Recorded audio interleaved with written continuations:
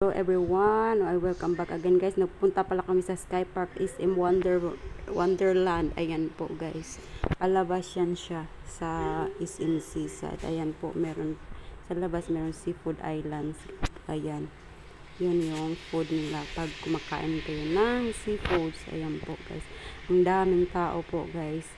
Hindi kami pumunta sa labas kasi daming nakapila, ang taas ng pila, ayan po, ng mga nagko-costume ng mga cosplay, ayan po guys, nag-prepare na po sila sa kanilang mga attire or ano ba yan, pang cosplay na damit, ayan po. Meron silang dancing, guys, free sila sa seafood island kung mag-purchase doon kayo kumakain, ayan po. Merong parang siyang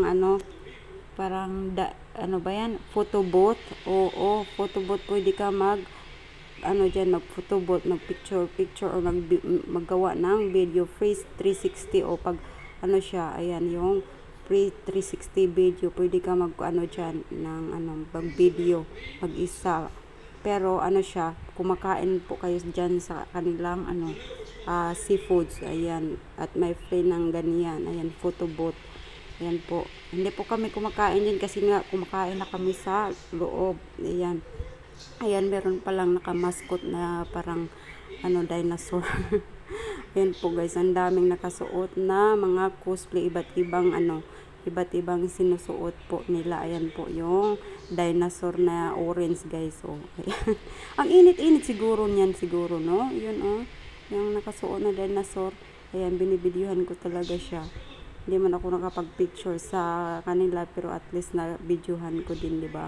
Ayan, mga nagsusuot sila ng mga, ayan, meron ding cat, ayan po. Dami pong cosplay po guys, iba't ibang klase ng anime or ganyan, ayan, di ba?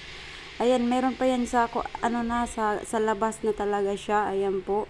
Maganda sana, gusto sana akong pumunta dyan, kaso lang taas ng pila. Ang tagal pa matapos ba ang pila, iwan ko kailan mag-start. That's all for today's video guys. Don't forget to subscribe, like, comment, and share, and see you in my next video. Babush!